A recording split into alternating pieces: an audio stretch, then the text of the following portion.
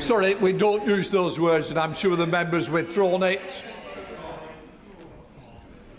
Mr. Speaker, I have the greatest respect for you and your office, but I will not withdraw. That man couldn't lie straight in bed. Order. Thank you, Mr. Speaker. The problem the Prime Minister's got is no one believes him. The public don't believe him.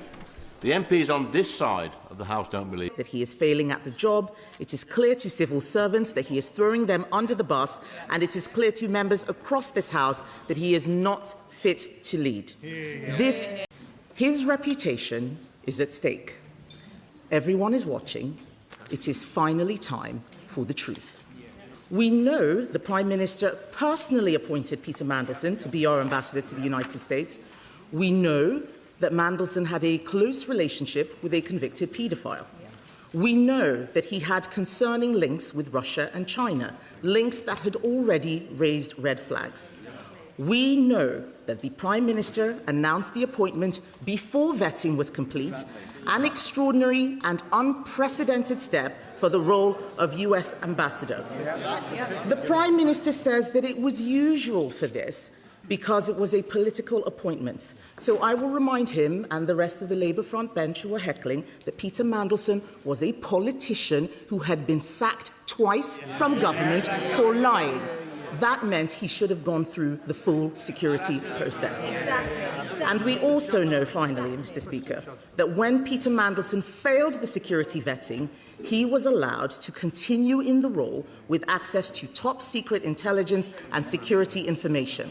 This goes beyond propriety and ethics. This is a matter of national security. On the 26th of January 2022, the Right Honourable Gentleman said to a previous Prime Minister at this dispatch box, if he misled the House, he must resign. Does he stand by those words, or is there one rule for him and another for everyone else? In relation to the point she makes about what I said in February in answer to a question of hers, I make it very clear, Mr. Speaker, I had not seen the security vetting file. I did not know that UK SV... The question asked me about vetting. I knew about the due diligence, and that's why I put before the House what I knew about the due diligence in relation to Epstein. The question asked me about vetting, and I knew what the due diligence has said, and therefore I told the House what the due diligence has said. I didn't tell them what security vetting had said because I hadn't seen the file in relation to that. Anderson. What you're seeing here is a classic Westminster pressure point, and the Prime Minister's defense is already looking fragile. He leans heavily on a technical distinction between due diligence and security vetting, but politically, that's a very thin shield. The question wasn't just what he personally read. It's what he should have known before making such a sensitive appointment. And that hesitation, that slightly tangled explanation, only adds to the sense that he's on the back foot. The opposition has now set the trap clearly. If he didn't know, why didn't he? And if he didn't know, why didn't he say so? Either way, the credibility gap is starting to open. Thank you, Mr. Speaker. The problem the Prime Minister's got is no one believes him. The public don't believe him. The MPs on this side of the House don't believe him. His own gullible backbenchers don't believe him. So does the Prime Minister agree with me? He's been lying. Prime Minister, please. Sorry, we don't use those words, and I'm sure the member's withdrawn it. Mr. Speaker, I have the greatest respect for you and your office, but I will not withdraw. That man couldn't lie straight in bed. Order. Mr. Anderson, you'll have to leave. Mr. Speaker, the UK has some of the highest energy prices in the world. That is crippling our economy, pushing up the cost of living, and leaves us particularly exposed to energy shocks like the one we are experiencing right now. And yet, the government seems totally unwilling to accept the scale of the problem and totally unwilling to shift in their dogmatic commitment to a net zero agenda which is making us poorer. The Right Honourable Lady noted the importance of keeping fuel duty down, but once again she had nothing to say about the onerous increase in fuel duty she still plans to bring forward in September. Finally, Madam Deputy Speaker, we have had no meaningful action today on the issue of North Sea oil and gas. The Chancellor says she wants to reduce our exposure to global energy, yet the government is choosing to leave us more resilient on imported hydrocarbons. The Prime Minister personally decided to appoint a serious, known national security risk to our most sensitive diplomatic post. He mentioned the word process, Mr. Speaker, more than 100 times in Parliament yesterday, but he was the one who didn't follow that process. Yes. This morning, we have heard the bombshell testimony of the former Permanent Secretary of the Foreign Office, Sir Ollie Robbins. Sir Ollie Robbins had a long and distinguished career serving ministers. He is not the sort of person to give us a frank personal account of how things played out last January. So when he told us today that Downing Street put the Foreign Office under constant pressure to clear Peter Mandelson, that Number 10 showed a dismissive approach to Mandelson's vetting process, when he told us that it would have been very difficult indeed to deny clearance and that doing so would have damaged US-UK relationships, we know he is giving us the slightest indication of how bad things were. Does she not believe, however, that the sorry souls opposite us should have to put their money where their mouth is and that there should be a vote of no confidence in this Prime Minister in due course? The Right Honourable Gentleman makes a very good point. I think he is right, because I don't believe the Prime Minister has the intention of doing the honourable thing himself, even though that's the standard to which he held everyone else. The decision, as I said, about whether he will ultimately take responsibility for his actions is now up to Labour MPs. We heard many powerful statements from that side of the House yesterday. Labour MPs know that the Prime Minister has let the country down, he's let Parliament down, and he's also let the Labour Party down. It is clear to everyone, except the Prime Minister himself, that he has failed on his own terms. It is clear to the public that he is failing at the job. It is clear to civil servants that he is throwing them under the bus. And it is clear to members across this House that he is not fit to lead. This cannot go on. This House deserves better. The country deserves better. The Prime Minister is not fit for office. The first duty, Mr. Speaker, of any Prime Minister is to keep this country safe. This Prime Minister has put the country's national security at risk. He must take responsibility. It is time for him to go. What I set out to the House on Monday is that Foreign Office officials granted security clearance to Mandelson against the recommendation of UK security vetting. Yesterday, Sir Ollie Robbins was asked if he shared that decision with me, Number 10, or any other ministers. He gave a clear answer: no. Mr. Speaker, that puts to bed all the allegations levelled at me by those opposite in relation to dishonesty. Last week they were all saying that it must have been shared with me. Sir Ollie was very clear yesterday it was not. I believe not sharing it was a serious error of judgment. That information should have been shared with me and other ministers. And if it had have been, Mandelson would not have been committed to post. He keeps mentioning Sir Ollie Robbins. Sir Ollie Robbins told us that the Prime Minister even sought clearance from His Majesty the King before the vetting. He'd already got agreement from the US administration. The chair of the Select Committee said that. Mandelson was a done deal. Yesterday, Sir Ollie Robbins said that the focus was on getting Mandelson out to Washington quickly. He said the Prime Minister's team showed a dismissive attitude to vetting, and they even argued Peter Mandelson didn't need any vetting at all. This clearly wasn't proper process. The Prime Minister did not follow the process the Cabinet Secretary set out in November 2024. He knows he did not follow due process, yet he told the House he had. Mr. Speaker, I cannot accuse the Prime Minister of deliberately misleading the House, but everyone can see what has happened here. This was not due process. Everyone knows the price of misleading the House. Will the Prime Minister finally take responsibility and go? Mr. Speaker, let's be absolutely clear. Before Mandelson took up his post, UKSV recommended with red flags that clearance should be denied, and there was high concern that that was not brought to my attention or the attention of the Foreign Secretary at the time or subsequently is a very serious error of judgment, and anyone in my position would have lost confidence in the former Permanent Secretary. But, Mr. Speaker, the Leader of the Opposition claimed on Friday that Mandelson could not have been cleared against security advice. She was wrong about that. She said that ministers must have been told. She was wrong about that. She claimed there was deliberate dishonesty. She was wrong about that. Wrong, wrong, wrong. She rushed to judgment as she always did, just like the Iran war. Mr. Speaker, I was elected by the British people because they let the country down for 14 long years. Whatever she says, whatever noise they make, nothing is going to distract me from delivering for our country. After weeks of chaos, this may be the lowest point yet for this government.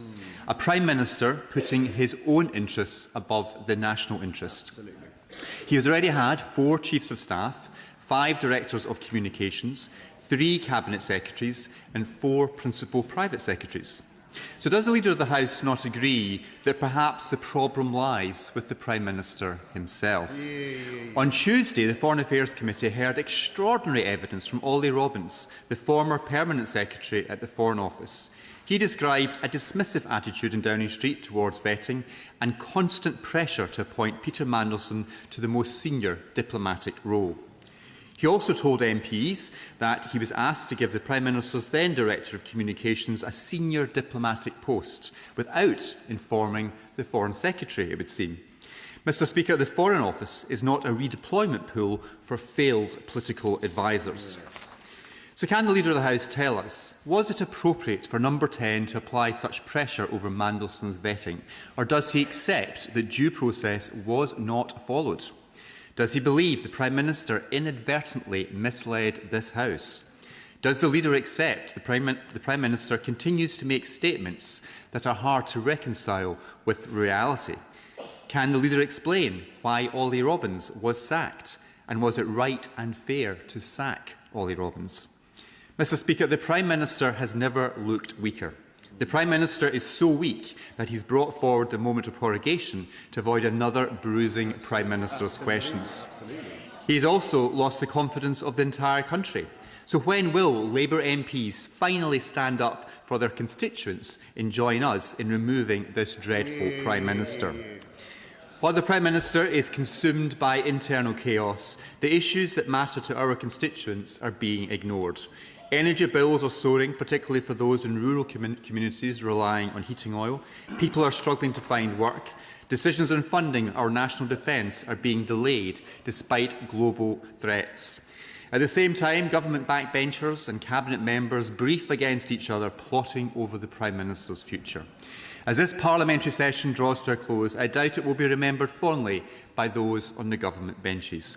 The attacks on our Jewish community have become a national emergency.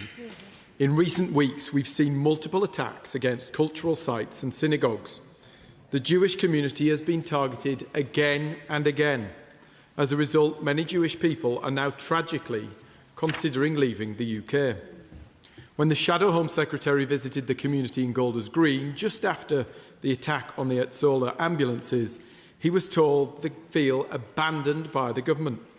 How much more Iranian action on our UK soil is needed before the government acts to proscribe the IRGC? In opposition, the Labour Party, including the then Shadow Home Secretary, now the Foreign Secretary, said they would do this. But almost 2 years after winning power, they've done nothing. It is abhorrent that members of our Jewish community are considering that their long-term future in the United Kingdom. And collectively, I'm sure that we want to assure them that we will do everything that we possibly can to make sure that the United Kingdom is a safe place for them and their families. But I do recognise the fear and the distress that they are feeling at the moment. And that is why we're making sure that our response is proportionate and urgent in the way that I set out earlier in my remarks. This exchange builds into something far more serious than a routine Commons clash. It becomes a full-scale test of credibility, judgment, and ultimately leadership. What begins as a focused line of questioning about a single diplomatic appointment quickly widens into a broader indictment of how power is being exercised at the very top of government. At the heart of it is a simple but devastating claim that due process, the backbone of British governance, may have been bypassed for political convenience. The opposition hammers this repeatedly, not just on procedural grounds, but on national security. That's what raises the stakes. This isn't framed as a bureaucratic oversight. It's framed as a conscious decision that could have exposed sensitive intelligence and undermined trust in the system. The Prime Minister's defense rests almost entirely on separation, separating himself from the vetting process, separating due diligence from formal clearance, and crucially, separating responsibility from knowledge. But in Westminster, that distinction rarely holds. Ministers are expected not just to act on information, but to ensure the system around them is functioning properly. And that's where the argument starts to collapse under pressure. Because the more he insists he didn't see the file, the more the obvious question becomes, why not? For a role as sensitive as ambassador to the United States, ignorance is not a defense. It's part of the problem. Then comes the escalation. The intervention ruled out of order, accusing the Prime Minister of lying, actually reveals something deeper than the words themselves. It shows how far this debate has shifted from scrutiny into outright disbelief. When MPs are willing to risk removal from the chamber rather than soften their language, it signals a breakdown in trust, not just disagreement. And from there, the opposition strategy becomes clear. Link the specific controversy to a pattern. We hear about pressure from number 10, a dismissive attitude, to vetting, and testimony suggesting the outcome was predetermined. That phrase, a done deal, is politically explosive. It implies that the process wasn't just flawed, it was performative. The Prime Minister attempts to regain control by flipping the argument, pointing to failures within the system, blaming the lack of information flow, even turning on officials. But that carries its own risk. In trying to distance himself, he edges closer to appearing detached from the machinery he's supposed to lead. And when he pivots to attacking the opposition, wrong, it feels less like authority and more like deflection. What makes this moment land so heavily is the contrast. On one side, repeated references to process, standards, and accountability. On the other, a defense that leans on technicalities and hindsight. And in British politics, that gap is where reputations are made or broken. By the end, the debate is no longer just about one appointment. It's about whether the Prime Minister applies the same standards to himself that he once demanded of others. That earlier quote, "If he misled the House, he must resign," hangs over the entire exchange like a shadow. Because now, the question isn't just what happened. It's whether the public believes his explanation. And that's the real damage. Not a single answer, not even a single decision, but the slow erosion of trust played out in real time at the dispatch box. So what do you think?